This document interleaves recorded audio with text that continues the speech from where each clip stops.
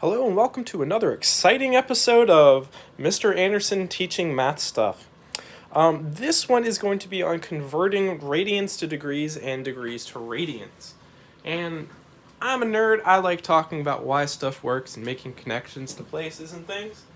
So I'm going to start out by kind of showing, hopefully, a connection to those of you who have studied chemistry at all and conversions.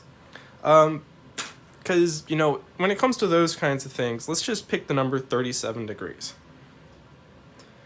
And if I wanted to convert 37 degrees into radians, then I would need to have some kind of conversion formula.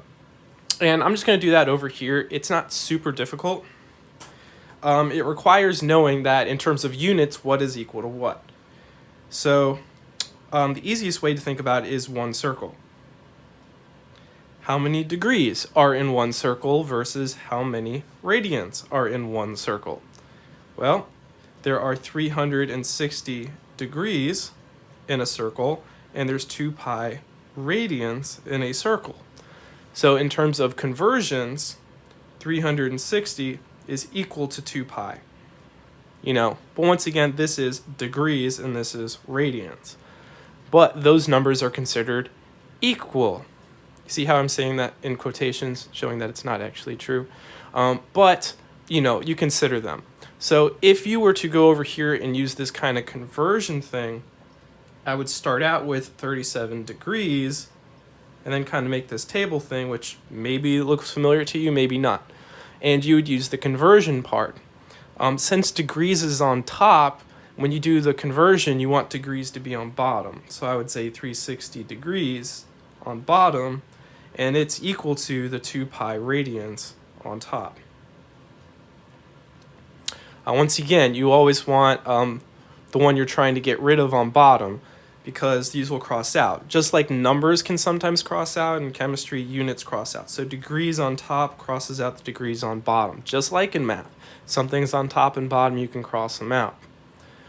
With all that said, on top we only have radians left, and there's no units left on bottom, which means whenever we do this, we're just going to get our final answer. So I'm just going to go ahead and use a calculator for that. 37 times 2 is 74, so it's going to be 74 pi. We're not actually going to multiply it by pi. And then divided by 360 would be what it is, but this does simplify because they're both even numbers. So divide that by 2. 74 divided by 2 is 37 again. So 37 pi over 180. And that is going to be it in radians. You don't have to put rad at this point. In math, whenever there is no unit for an angle, it is considered to be radians. If it was a degree, you'd need to put the little circle, but if there's no unit, it's considered radians.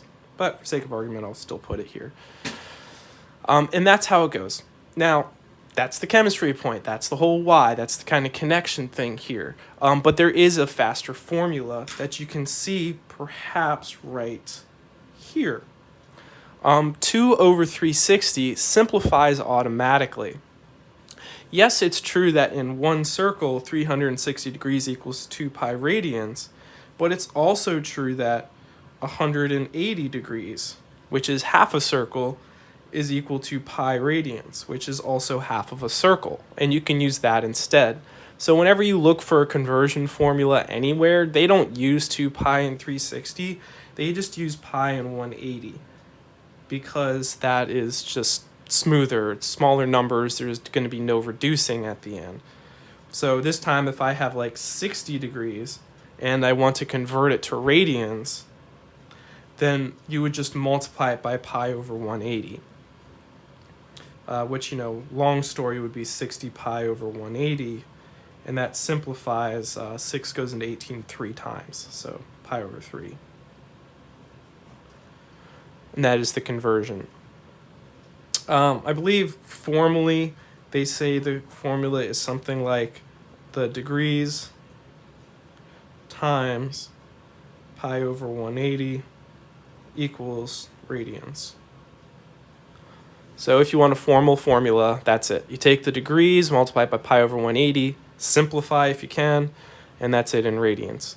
Once again, keep pi and simplify. Keep the pi and simplify. All right. And there you go, halfway done, right?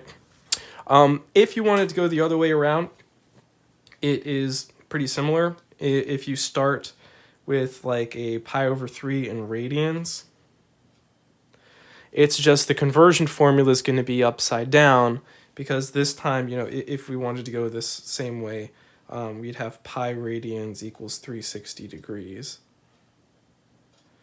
So then the radians would cancel, and the pi's would cancel as well, actually. Oops, I forgot. The 3 should be there. It's a fraction. Haha. So the pi's cancel, the radian cancels, so you just get 360 over 3, which is 120 degrees.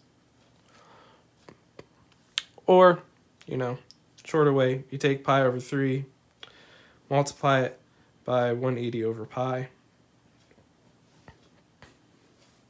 Pi's cancel, you end up with 180 over 3, which is 60. I just realized that I totally wrote 360 as pi when it should be 180. And since we're 6.5 minutes into this, I really don't feel like redoing this video.